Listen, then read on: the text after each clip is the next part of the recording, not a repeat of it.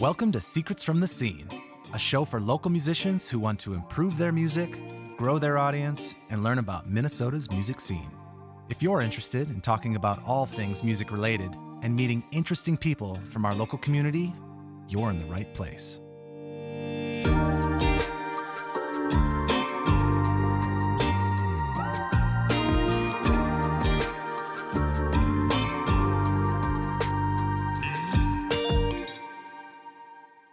Welcome to Secrets from the Scene. My name is Stephen Helvig and I'm your host.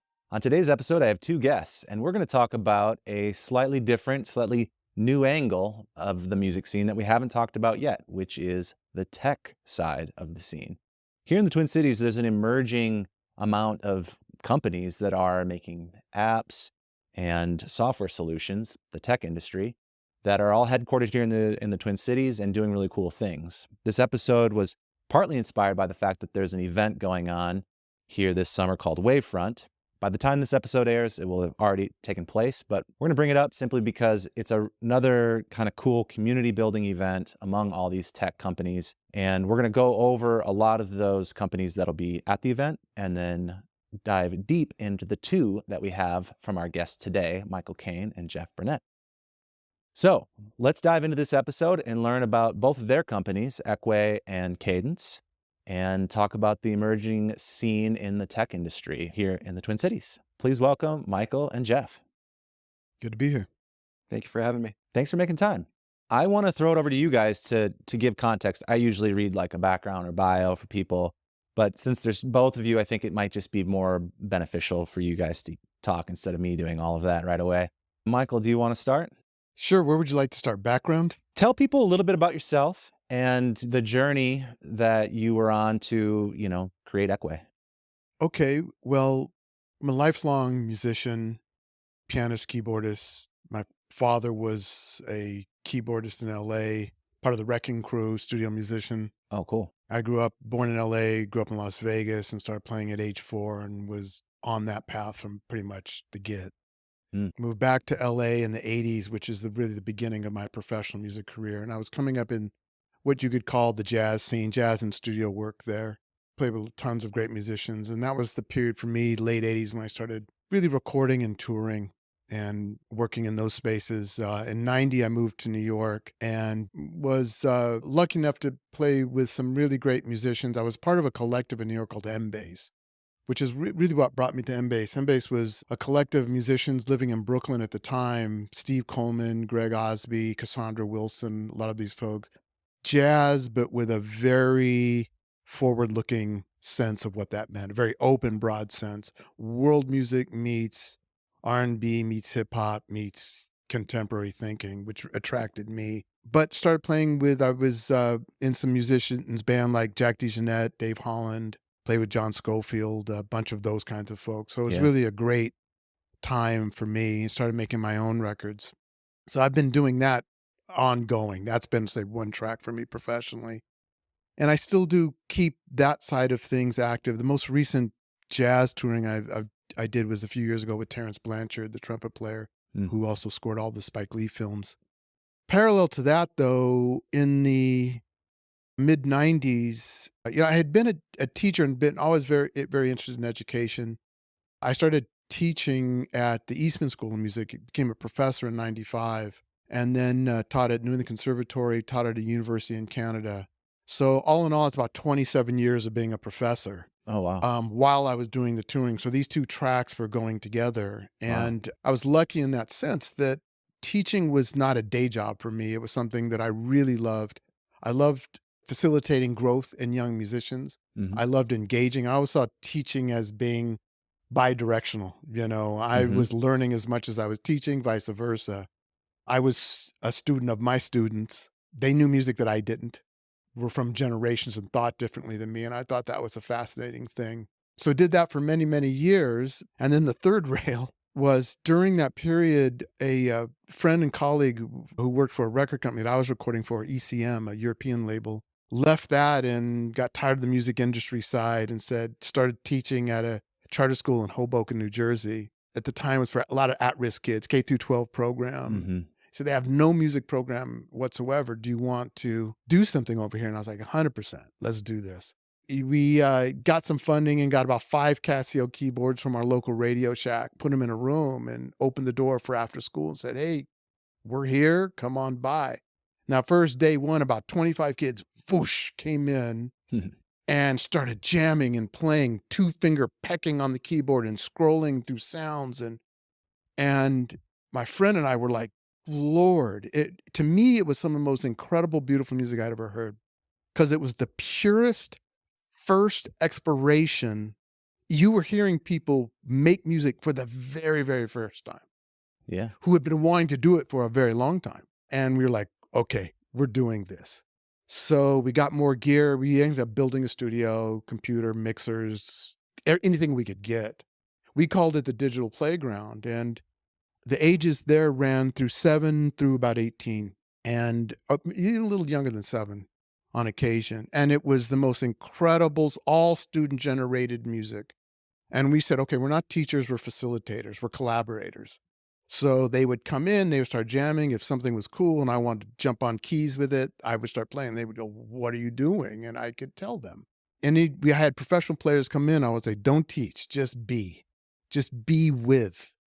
So that became something. Once I started that in the late 90s, the Digital Playground started. Ran for about 10 years. By the time we finished, we were partnering with schools in Chicago, Boston, Melbourne, Australia, LA, Cool. where kids were kind of collaborating and sharing music online. So some kids in Jersey would make beats. The kids in Chicago might put some rhyme to that, and so on and so forth. Cool. So I share that to say that's the origin story of Ekwe. Got it. So it dates back to about that period of time. Sure. And from that point on, I've always tried to keep those 3 tiers of work going: a professional work, some, teaching as an academic, as a professor, some on some level with that. But it was the other side, and Ekwe became a digital version of a lot of that work from back in the day.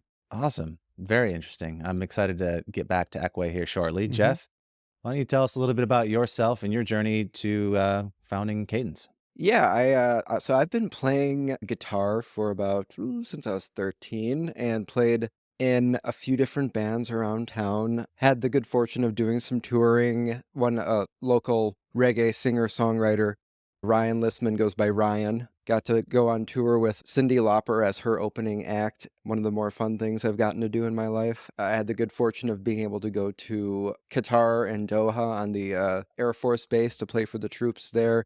So I mean, I've been able to do some really cool things with music. About 5 years ago, I joined a kind of an up-and-coming new tribute band called Starlet's Web. It was like your typical, like, 3-hour, you're doing, the cover songs, the focus being on women artists. And I became the de facto musical director of that group. So, we had the challenge of getting 6 musicians together, 3 hours of music. We had a show already booked. And Stephanie, the leader of the band, wanted to also use backing tracks. She really wanted this full, robust sound of really, trying to do the recordings justice, having horn hits, having shaker, timbre, whatever.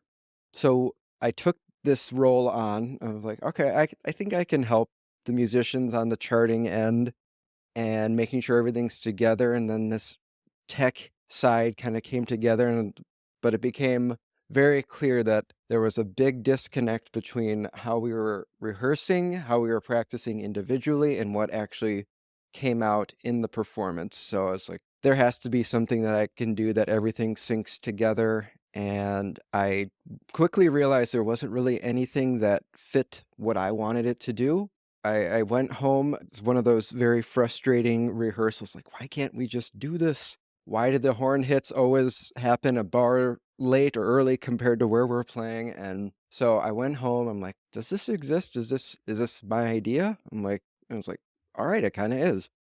So I think I found the domain for Cadence maybe the next day, because I was just playing around with, like, all right, we're all sticking together. It's rhythm. And I told the idea to a good friend of mine who's also a patent attorney. And he's like, 99% of the time I say it's not worth it to try and get a patent. He's like, this is maybe the 1% where I would say it's a good idea to get this protected. And he's also a musician and just very generously wrote the thing pro bono just because he believed so much in it. I'm like, all right, so we're starting to get some momentum. This is about 2019-ish. I met a brilliant JavaScript developer in late 2019 who's also a musician, who's now my partner, Terrence, and Anton, my other partner, I had known since college. Told him about the idea. He was under an NDA because he was working on the Fender Play app. Anton, because he's, like a creative developer in his own right. He left his NDA in early of 2020. It was about the time the world was shutting down, and we all started just building this thing in earnest. And 4.5 years later, here we are now in open beta, and just feel fortunate to be here. It's been great seeing the feedback. We had a guy sign up from Pakistan not too long ago. It's like, whoa, this is going across the world now. So wow, very cool. All right, well, I want to dive deep into each of your guys' companies, but let's talk about maybe a quick summary of what Caedence does, what Ekwe does, and then let's talk about some of the other companies that exist out there in this emerging tech scene, and then we'll circle back to some more in-depth stuff. Well, since we're on you, Jeff, why don't you give the elevator pitch of what Caedence does and who it's for? Yeah, so Cadence is a browser-based music performance and collaboration platform that helps musicians, teachers, students sync everything about their performance so they can learn faster, play better, and do things creatively that they maybe had never been able to do before. Mm-hmm.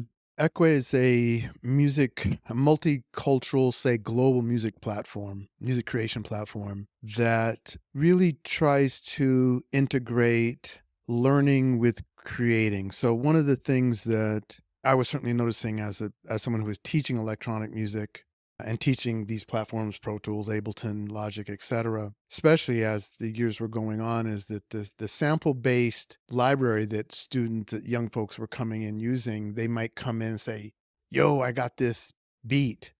And it could be a harp, or it could be a flute, or it could be a voice. It could be anything from anywhere in the world. And I say, well, what is that again? Oh, it's a beat. And where'd you get it? From the internet. And those would be the two descriptions. Mm-hmm. The internet's the place, and the beat is what the thing is. And I started thinking of those as disembodied sounds, wouldn't be called a djembe or a sitar or a tabla. But the thing that I saw for many years with a digital playground is how interested consistently over those 10 years that young folks were in learning about these instruments and their histories. And full disclosure, that surprised me. So I went into that thinking, well, they'll want to create their own music, which is true. That I want to make my own music. Mm-hmm. I don't want to just learn what has come before. Not a surprise. Huge surprise is, what is this? When they would scroll and they would read through the name sitar, tabla, et cetera, on these Casio keyboards, it'd be, well, what is that? Where's that from? So Ekwe really is aimed at living at the intersection of learning. So our music, we recorded 150 plus instruments from around the world. Users search and explore those instruments via region. So they learn about the Middle East, they learn about Africa, they learn about Asia. Students in their scrolling and exploring those instruments can read about the history of those instruments and then go and make their own music with those instruments. And hopefully a very intuitive compositional canvas. So we also we wanted to replace the multi-track environment with something that was more visual and more canvas. I placed the instrument in space. Cool. Awesome. Let's give a brief overview of some of these other companies that are going to be presenting here at the WAVEFRONT event. Yeah, like you mentioned, there's just so many cool companies and organizations right here. We've had the good fortune of connecting with them. So we've got, I think, 8 presenters altogether. Campfire Music Foundation. They are a technology nonprofit building a new and more ethical model of music streaming. Again, trying to make things like, Spotify not take as much from artists. They're working on a new streaming platform. Yep, exactly. There's Collabs, which is a really cool low latency, high fidelity audio for seamless online interactions, ensuring productive and enriching sessions by utilizing a Collabs accredited remote sound engineer. So you can use it between like 2 different DAWs in a recording session? Yes. Yeah. Exactly. Cool. We have Concert Hub. That's a a way for performers to really maximize the impact of their performances. They can connect their fans with merch, other kind of interactive, cool things that, yeah, they're a brand new company, so I'm excited to see what their presentation is like. Gig Boss, I've actually used that before. It's really like a great way for working musicians to organize the business end of their life. Where is the, sound check? What time is that? It's an app. Yep. Yeah. Like you can see there's a books page, so you can see, did I get paid? Who did I pay? It can be both band leader or band member. It works well on both ends. Interesting. Then we have Voloco, which is a mobile recording app for specifically for, geared towards vocals. You can do a lot of effects. You can do auto tune. A really cool company that I just learned about. Then we have Jamstik. They make a MIDI guitar. Really cool thing. They'll talk about it at their thing. But yeah, and then there's the two of us. Very cool. I'm excited to learn more about all of those companies, get a little more detail on what they all offer. But for anybody listening, if any of those things feel like a tool or of interest to you, then, go check them out and learn a little bit more about each one of these companies. A lot of them are new. So, in the case of like Campfire, that platform, to my knowledge, doesn't exist yet. It's still being built. Yep, they're raising funds right now. Yeah. And that might be the case for some of those others that might, like you guys just went into beta. So there's a lot of this is emerging, definitely still, but check it out and show some support. If it's something that you think you could use, then yeah, hopefully sign up. Let's circle back to your guys' companies. Jeff, we'll start with you. What are the key features of Cadence? How does it help a local musician? So it's a way for people to see exactly what they want to see on their own device, be able to customize their experience for playing together, for performances, practices, individual practice. You can sync lights to it. You can sync video. You can have audio. All these things coming together in one spot, centralized and synced together. Oh, interesting. So playing live, whether it's rehearsal or show or whatever, and if you want your backing tracks, your click track, your chords, your lyrics, your lights, your video, all of that in one place to be synced up, playing together across multiple devices, Cadence can do that. Perfect. Very cool. Michael, Ekwe, tell us who it's for and what its key features are. Ekwe, maybe one way to think about it would be like a wiki for instruments. So Okay. you can learn about instruments from around the world, but then go make and create your own music with those instruments. Yeah. That's kind of the bottom line. It is a DAW though, right? It is a DAW, And- exactly. And for anybody that doesn't know, DAW is digital audio workstation. So you correct. can record and compose music in there, but You it's can. much more educational focused than any other DAW that's on the market that I know of. Correct. Yeah, that's exactly right. So we wanted to make it more intuitive, we wanted to reduce some of the friction of typical DAWs.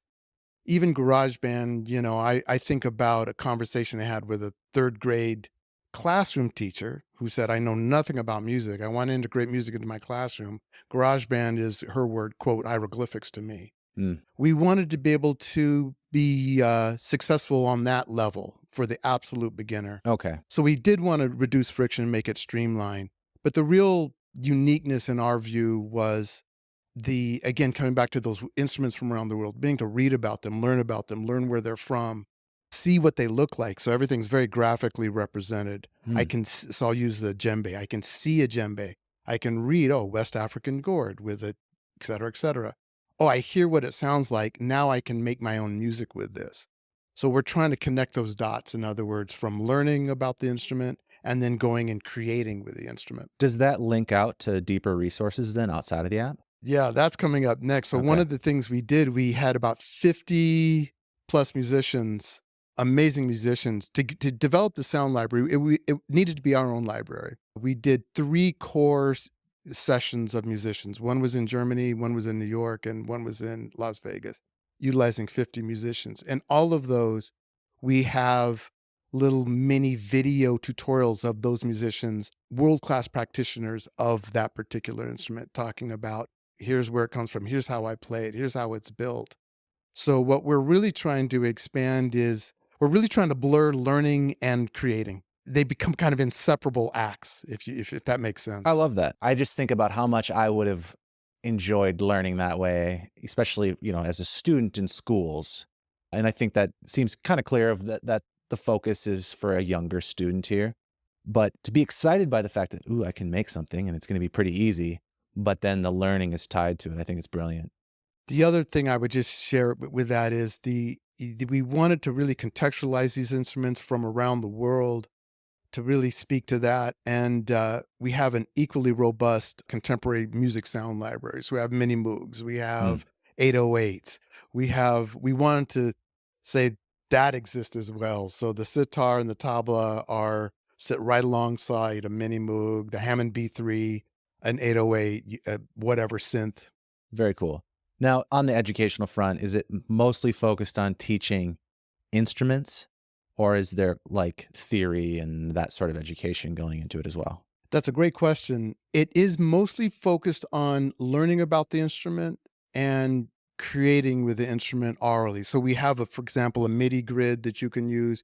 You can edit instruments one of two ways. We have MIDI instruments, and we have, for some of the instruments like a shakuhachi, where the intonation, Japanese and flute, where the intonation is all over the place.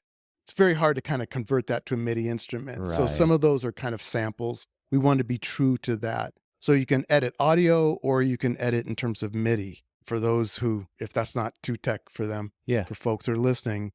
But what we didn't want to do is necessarily at this stage link it to notation. We wanted to make it a real oral experience, Yeah. and you wanted to see the instrument visually, and then you wanted to create with it. And the MIDI grid, the only real notation would be the MIDI grid. Mm-hmm. Well, let's say for adults or more advanced students that are interested in this, is it able to be linked up with a deeper tool like Pro Tools or Logic or GarageBand? Yeah, like that's right now, just where we're at in our trajectory, we call it our early access phase. We are in the market. We've been in the market for about a year now, but we've been considering this. We're at V1 and it's our early access. So right now you can export your work and then put it in whatever DAW you want to work in.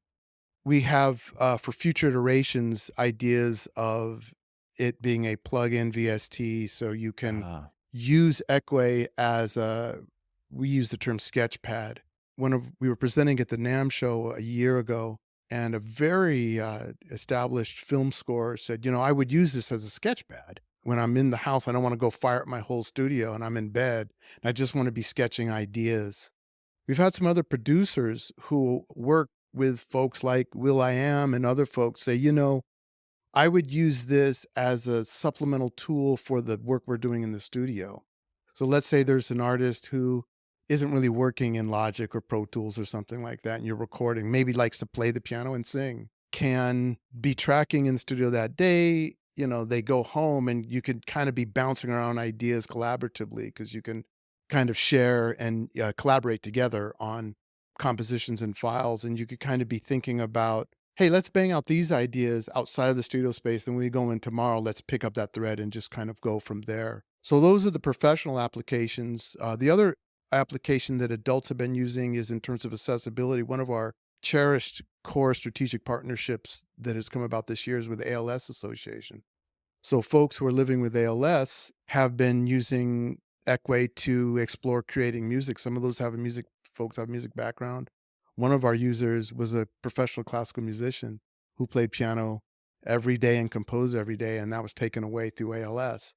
And Ekwe has now been her compositional time, and it was able to bring that daily ritual, which meant so much to her, back into her life. That got us thinking. We always thought about accessibility, but that got us thinking about accessibility in another kind of way. Yeah. So that partnership started as a Midwest 5-state pilot program that we ran over this year. And in the fall, we're expanding that nationally. Well, congratulations. That's great. Thanks. And what an awesome resource for people, especially if you've lost something like that. I'm sure it's so special to get that back. Yeah. In some form. Let's take a quick break so I can tell you about my latest offering for independent artists here at Helvig Productions. As you may know, I'm a music producer located here in the Twin Cities, and I've been running a recording studio for the last 15 years. I've worked with hundreds of local artists spanning pop, rock, Americana, and all the various forms of indie singer-songwriter music. And I know just how hard it can be to finish your own songs. It's easy to get stuck in a death loop of endlessly tweaking things, rewriting sections, or just completely starting over and never feeling satisfied. This is why I've started offering a free song analysis, which I call Musician's Roadblock Relief. If you're currently stuck working on that same song over and over again, I'd love to offer you some ideas that may help. I will objectively analyze your track and offer some helpful possibilities to hopefully get you unstuck and back to finishing that project. My feedback will cover one of the 3 areas where I've seen artists struggle the most.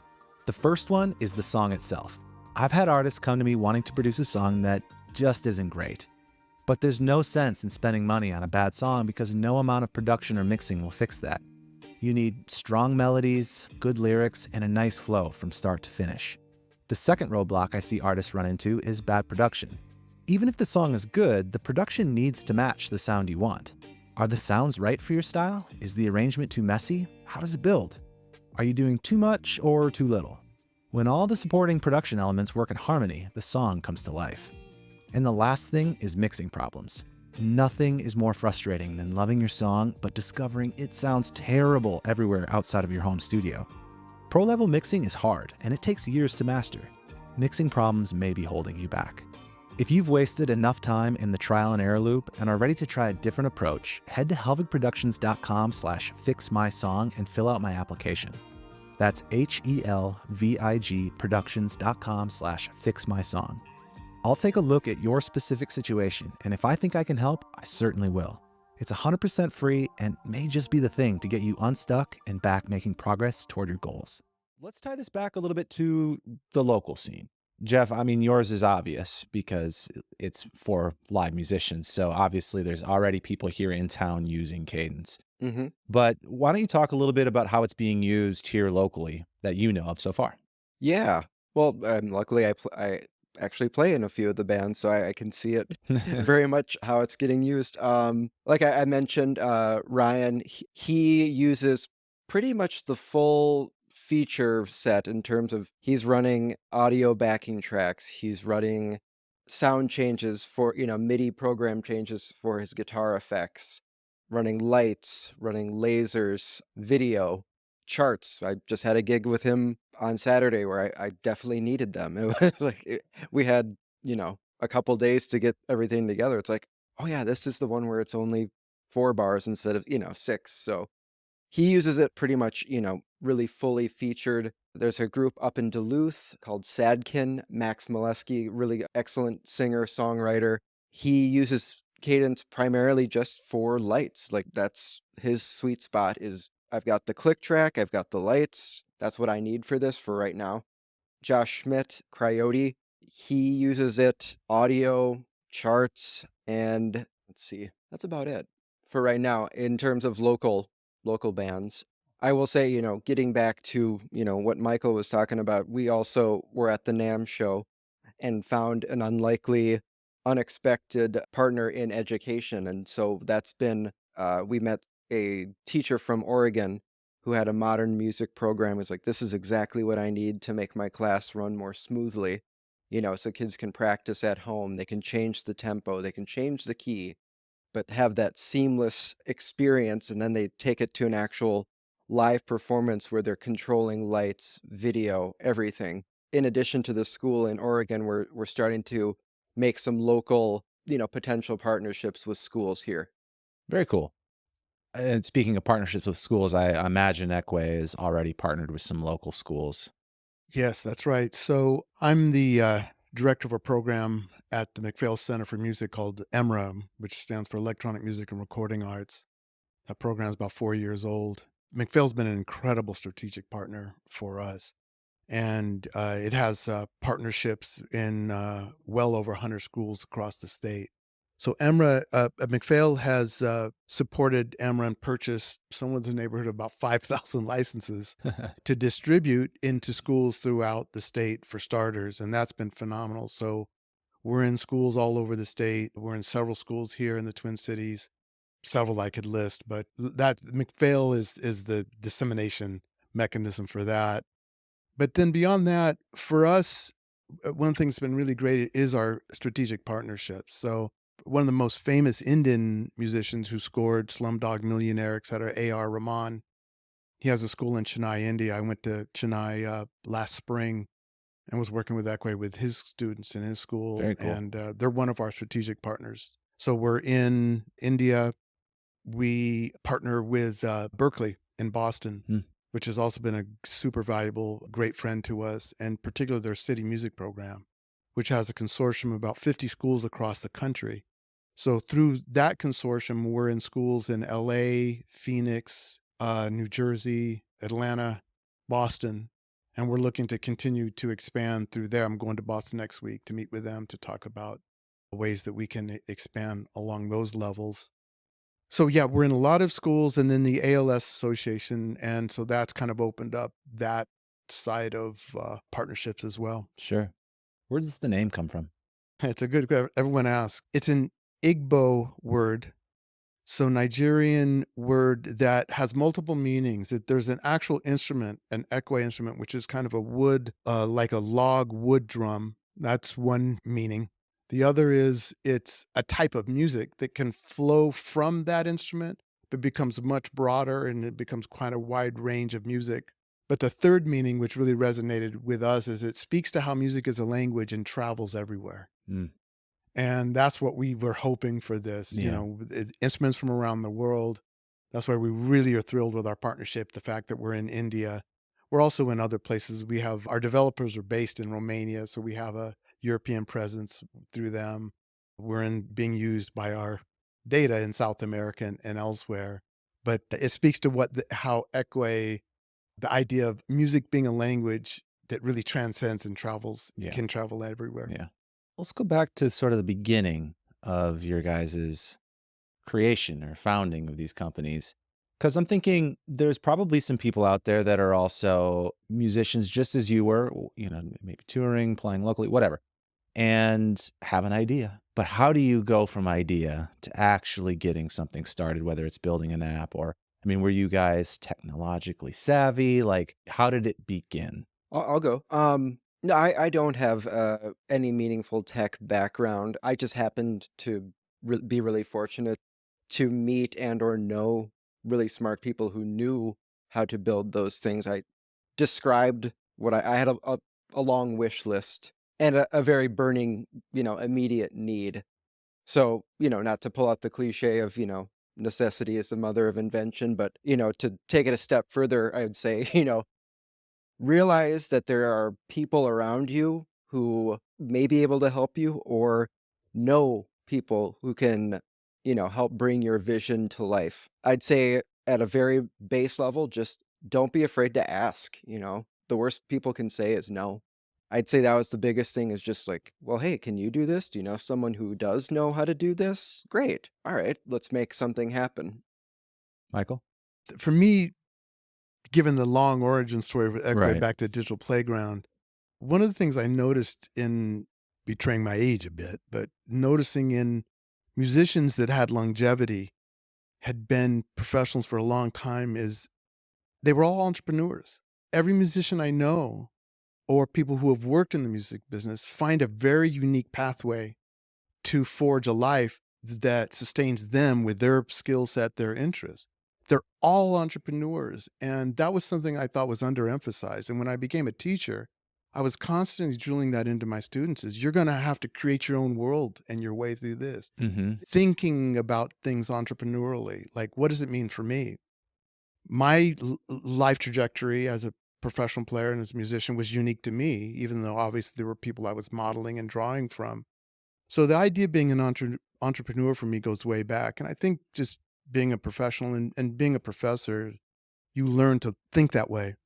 The other thing that really helped is however many years ago, coming out of teaching a lot of jazz and improvisation and composition, I took over the electronic music program, the computer music program at my last university. And having to teach the history of all of this gear around us, I describe it as like Neo in the Matrix. All of a sudden, the world opened up, like not just a microphone, but the history of this thing. And all of music became entrepreneurial for me at that point. Rock and roll and multitrack, and the vacuum tube and amplification and the telegraph. becoming the telephone and the phonograph, and et cetera, et cetera.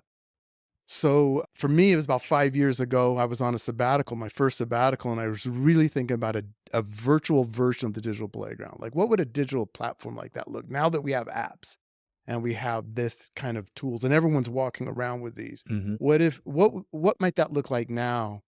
And through my wife, I met my co-founder, Jeffrey Sugarman, who is a musician and has a very extensive background in business. And he was somebody that's like, we became a very good team because I had the kind of the vision for what I thought the app could be. I had the awareness of the school environments and how we could be helpful to teachers and the education dimension. He had a real sense of like, here's how we can go get funding. And here's how we become an LLC. And here's the legal thing we need to think about. And here's how we deal with investors. And so I felt like it was a crash course in getting an MBA a bit, Sure. but we're very compatible. And so finding the right partner for me was key with all of that background. And that's how we were able to bring it to life. Yeah. And both of you guys, I'm sure, have scaled up quite a bit since the origin of finding that one or two people that are like, okay, you have the skills that I'm missing.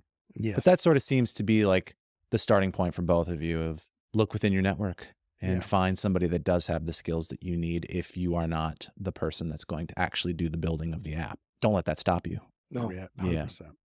All right, well then let's skip ahead to the future. What about the future of your guys' companies, but maybe more broadly speaking, how you see the tech evolving, especially now with AI rolling out? Like, how does it affect you? How do you see it affecting this growing community in the Twin Cities?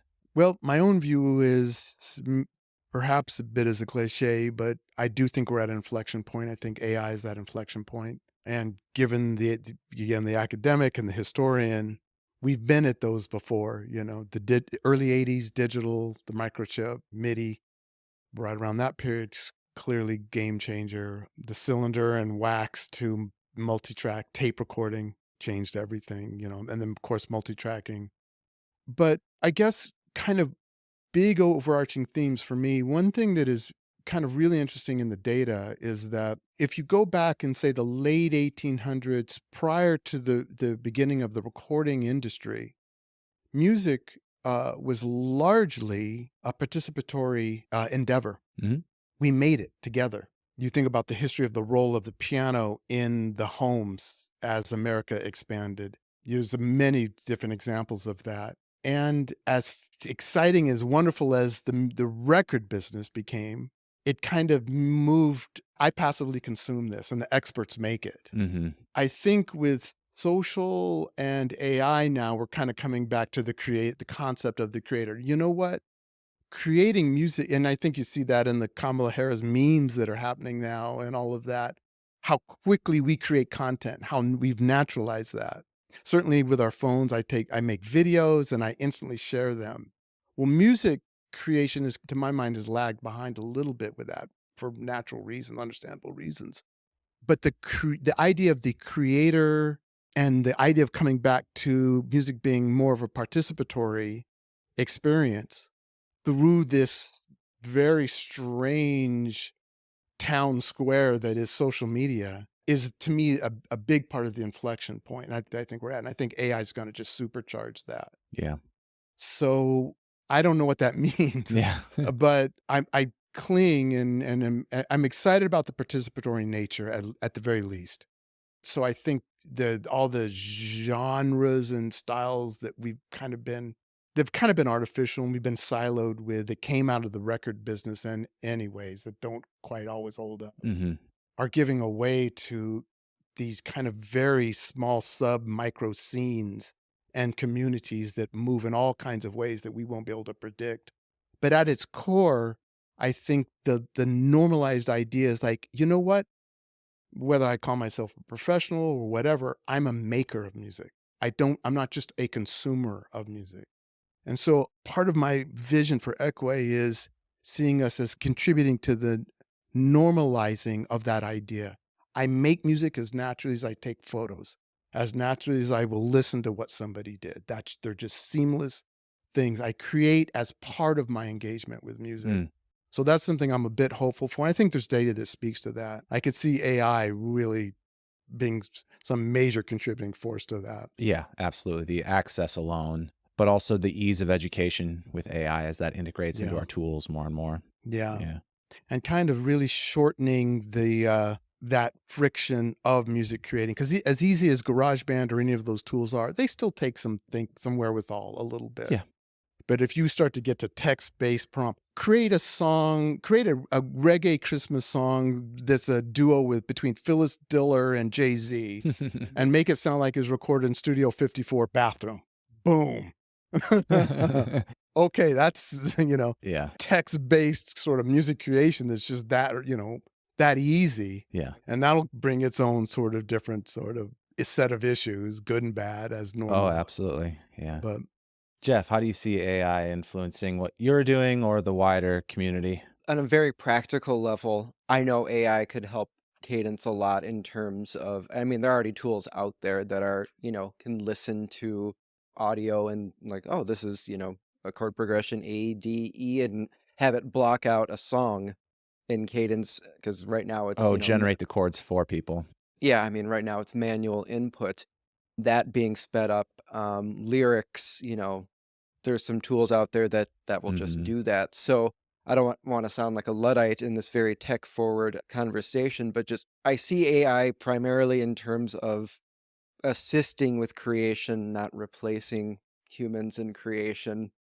I'm coming to terms with this, I I mean I don't think about it a great deal, but when I do, it's like I don't want necessarily songs to be fully written by a computer, and because people assume, oh, the thing you're listening to is just the end product. It's like you're not just listening to the end product. You're listening to the soul that went into it and even just the ownership thereafter, like I mean, I'm not really going to consider AI to be truly I unless it starts demanding full rights and money. Like, until then, to me, it's just going to be more sophisticated computing.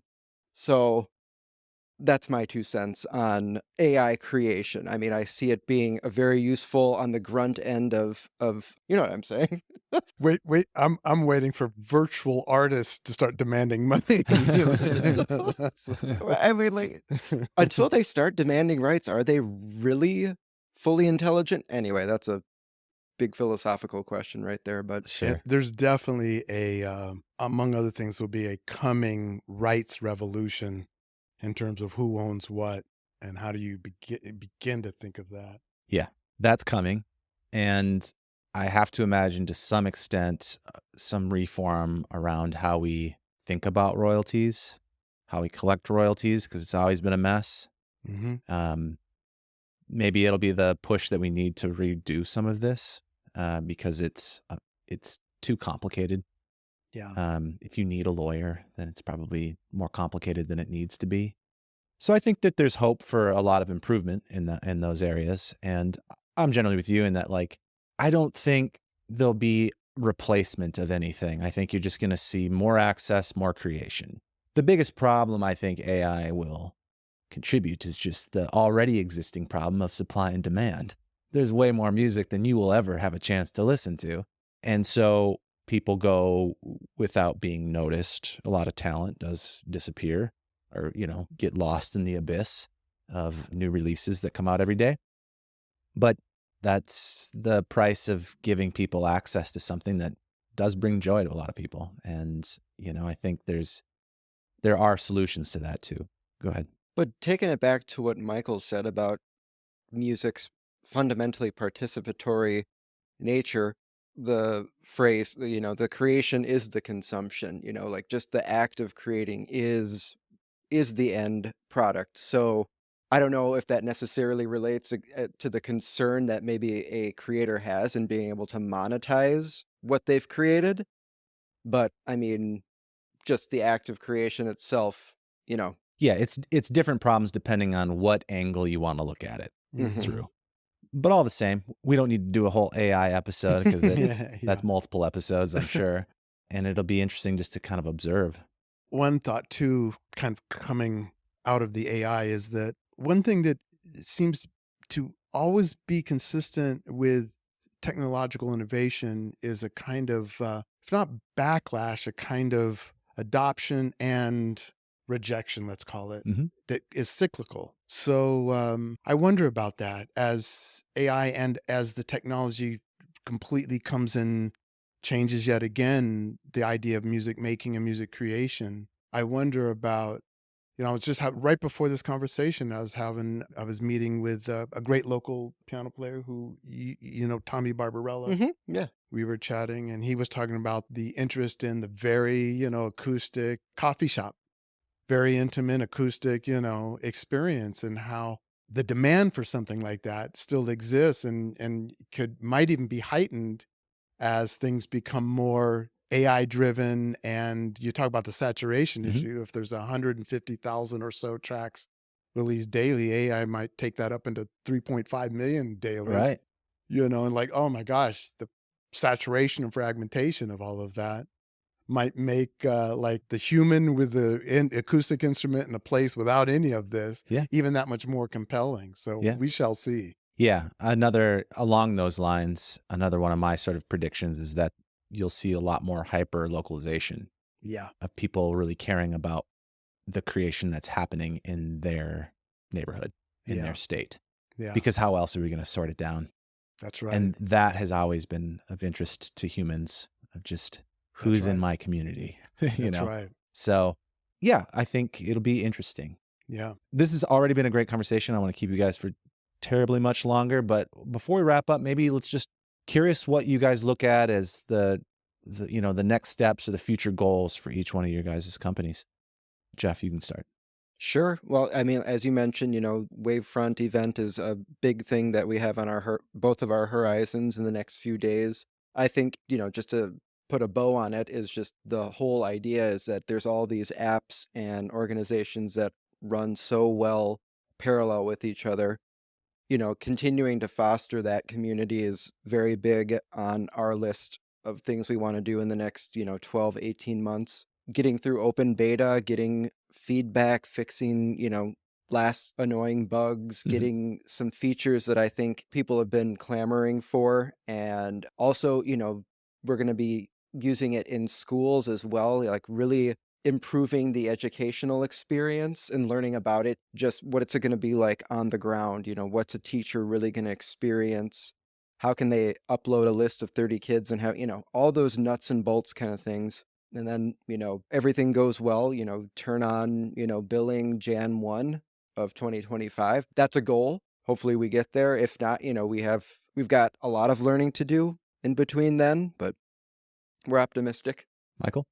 Yeah, we share some of that in our early access phase, is given us an opportunity to see. We've dealt with a lot of bugs. There's really, we've almost cleaned that out, which is hard to believe, but we have seen a lot of features and functionality that users have said, it really needs to do X, Y, and Z, and couldn't agree more. So further development, but I mentioned some of our partnerships, Best Buy Teen Tech Centers, Best Buy being based locally here. We've partnered with them. A new partner that we're in very early conversations coming out of our partnership with Berkeley is the Grammy Foundation. So I'll be very, I guess, honest here with us. Is anybody developing a business, especially when we start dealing with investors, is, well, what's your exit strategy? If we're going to put some money onto this, how do we get our money back and whatever we think that should be at 3x, 10x what we put in? And so that kind of comes down to a particular fork in the road. Are you going to stand up your own self-standing business and run that and staff that, or are you going to partner with some other larger entity and be a part of their ecosystem in their home? Mm-hmm. I think we really see the value of those partnerships. That's been where we've gotten most traction in this early year. So in many ways, I think Jeff and I are looking for thinking about, is Berkeley, is Teen Tech, or should we just kind of really place this in a home that says, you're our guy, Yeah. you're our space, and this is the one that we could kind of work with and build out from there? Or are we going to just kind of keep building up our own self-standing? And that's kind of the fork in the road for us. But I believe in collaboration so much, and I believe in partnering, and it's been everything for us. And it's fascinating too. And we've had such great ones. So I think that's what we're thinking about over the coming 6 to 9 months Yeah, is what fork in the road are we going to take? absolutely. Well, good luck as both of you guys continue to scale up and squash bugs. Critical part. Last question then. One of the things I've been asking all guests is to pass on a secret that you've learned here in our scene that I've always framed it as something that you'd want your younger self to know. But, our listeners are local artists primarily, producers, engineers, that too. A lot of people that are just getting started, figuring their way out, still playing in the basement. What's something a little tip that you'd like to pass along to somebody that you think would have helped you out? Ooh, that's a really good question. Yeah, it is a good question. For starters, I'll echo what you just said, Jeff, is that it is true. It's worth repeating that don't be afraid to reach out and ask questions. It's easy to think that, oh, these folks don't want to hear from me. They're not accessible, but folks can be more accessible and more supportive than you might imagine. I guess the one, though, for me that is on my mind, it came out of the conversation that I was sharing with, I'll reference Tommy Barbarell again, local, Mhm. played with Prince and so many others, Miley Cyrus, Jonas Brothers, et cetera, et cetera. He and I are from a very similar generation, and we were talking about both our versions of stories of being on a gig and someone turning to us and saying, "Do you know that? Do you know this band or that tune?" No, and like lay out then. And then us going home and buying back in the day, getting every album that artist ever made. So that would not happen again. And it got us into a conversation in terms of like the history, knowing the history of your field, your instrument, the space you want to kind of work in. And I asked Tommy, I said, do you think that folks coming up today think of history in the same way? And he said, I don't think they do. I don't think it seems as important or as necessary and as essential. And so maybe that's something that maybe not everybody would say as a tip. And this is a cliche to use that word again, but it can be so helpful to think about how you chart a course forward by knowing what came before. So if you have an idea for an app or something in tech and it's music related, chances are that if you kind of research and kind of explore the history of that idea, you will find tons of information and tons of points in time where people were thinking about a very similar idea. I could trace Spotify or YouTube directly back to the teleharmonium, Thaddeus Cahill's invention of 1896, where he said, like, let's make these big giant cogs that will send sound through these new things called the telephone wires. Wait a minute, you're telling me you want to pipe sound directly into our homes? That's ludicrous. 1896, someone was thinking about that. And that telharmonium became the Hammond B3 organ. And now we have Spotify and YouTube and Sure, Apple Music and all of that. sure. That idea goes back well over 100 years. And you read about Thaddeus and that crazy instrument, and you start going, oh my gosh, there's a lot of information about how I can think about going forward. So maybe that's a little long-winded, but maybe that's something I would emphasize is history really, really matters, not just because it's good for you like vitamins. It can really help you chart a unique course forward in a very complicated, saturated business ecosystem. Yeah. I'm really into this author, Nassim Taleb, written a lot of good books, The Black Swan, talking about giving negative advice, what not to do. The disconfirmatory is much, much more robust than, the affirmative. So I would say some things to avoid are people who always give you the how to versus the what to avoid. Personally, I always find it's way more instructive to learn the mistakes that others have made, how not to do them Mm. yourself. That's not necessarily like a nice little crystal of something, but just 10 things to do before, and then you'll become a millionaire. It's like, you don't need to hear that. So look for the disconfirmatory rather than the confirmatory, even though I Sure. phrased that in the incorrect way, but you know what I mean. Yeah, seek out, I guess, trying to learn from others what hasn't worked. Seek out the things that you can avoid to save some time at the very least. And there's another funny thing from, I can't remember which book, but like, like you were talking about charting your own course. Everyone's successful in their own unique way. Everyone fails in pretty much a few different archetypes of, the same mistakes happening over and over. That's at least what I've noticed. Well, thanks so much for sharing, both of you. I really appreciate your time and your expertise, your insights. If somebody wants to connect with you, follow along, try open beta, where would you like to send people links, anything like that? Jeff? Yeah, of course, you can, if you're wanting to join the beta, you can go to caedence.io. That's CAEDENCE.io. Tell us how we can make it better. Excellent. For us, it's Ekwe.app, EKWE.app. You can go to our website, and there you can get a trial version of Ekwe. You can use it, and you can read about our history. Also on our website, there's a lot of info in terms of basic tutorials of how to use the app, all its different feature set, along with a collection of blogs, just giving info on how users might use it. Different teachers and others are using the app currently. So everything for us is at Ekwe.app. We'll be sure to include both those links in our show notes. Thank you guys once again for coming on. For everybody listening and watching, thank you so much for tuning in. I will see you next week.